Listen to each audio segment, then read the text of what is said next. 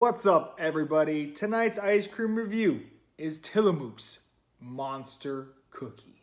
We just got back from Disney. I feel like a bloated turd, but the show must go on. Reason being, Tillamook has arrived in Florida. Publix now carries like 10 flavors. These huge 1.75 quart sizes of Tillamook. A lot of flavors that I have never tried in my life. I first ran across Tillamook in my travels. I think we were in Utah, maybe 5-6 years ago.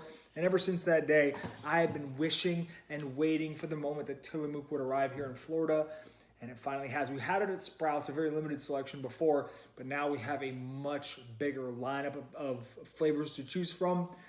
One in particular is one that I've been waiting to try forever. I love Monster cookies. Absolutely adore Monster cookies. If you guys don't know what Monster cookies are, they're basically peanut butter oatmeal cookies with M&Ms in them. They're amazing. I love them. A couple companies have tried Monster cookie flavors in the past. Archer Farms, Target's brand. It was also a Market Pantry at one point. The Monster cookie flavor, it's okay for what it is. Nothing worth going out of your way to try. And then Blue Bunny tried their hand. And I really do like Blue Bunny, but man, it was a huge letdown. I have a lot of faith in Tillamook. I really think Tillamook's probably one of the best mainstream brands out there, especially for the quality of ice cream they bring. It's not a super premium brand, but it's like if you're comparing it to a Bluebell, it destroys Bluebell, destroys Edie. So I have high hopes for this one. It is cookie dough ice cream with a salted peanut buttery swirl, crispy oats, chocolatey flakes, and sweet candies. Is it worth your time, your money, your calories? Only one way to find out. Let's scoop it. At 240 calories per serving, you think it's got to be pretty dense, right? Not so fast. The serving size here is 95 grams. To compare it to Ben & Jerry's typical serving size weighs upwards of, I think off the top of my head, 125 to 150 grams. So, and this is for 2/3 of a cup as opposed to half a cup for Ben & Jerry's. So half a cup of Ben & Jerry's, bear with me, kids, half a cup of Ben & Jerry's weighs more than 2/3 a cup of Tillamook.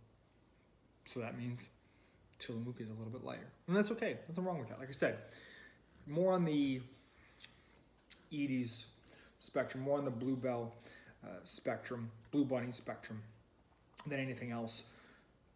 But so far, flavor-wise, all right, I'm enjoying it. Don't get me wrong, but I got to be critical. That's what I do here. I really wish they would have done this with a peanut butter cookie dough ice cream or just a peanut butter base. I think that really is better for a Monster cookie flavor. The cookie is basically a peanut butter cookie with oats in it, so it should taste, the base should be really peanut buttery. Well, the swirl's good. I'm going to get to the swirl. The swirl's good. It needs more peanut butter flavor.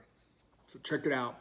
Peanut butter swirl, little M&M type candies. I can't say M&Ms because of trademarks and whatnot. Chocolate flakes, crispy oat cluster. A lot of mix-ins here. Once again, I'm going to be critical. I really wish this was a pint.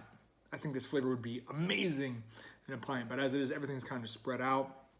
So if you really work at it, you can get a spoonful of everything. So the peanut butter swirl is delicious. When you get it, it's spread out, like I said, not super thick, but flavor-wise, has a nice little salty punch to it. I like that a lot. The M&Ms, while a necessary part of a Monster cookie ice cream, as usual, in ice cream are kind of whatever. They aren't too frozen. I went with smaller chocolate candies, which was a good call. But not the star of the show here. Chocolate flakes, same thing. All right. Did it live up to the hype I built up for it in my head? No. I mean, ice cream, anything for that matter, has to be amazing for it to live up to the expectations you built up over years. I mean, I saw this ice cream 5 or 6 years ago, and I've been thinking about it ever since then. So it's no surprise to me that it didn't live up to those lofty expectations that I had created in my head. You know, just so much anticipation. It's very hard. It wasn't gonna happen unless, you know, it was an all-time 10 out of 10 classic flavor, and this is not that. But is it as big of a letdown as Blue Bunny's Monster Cookie?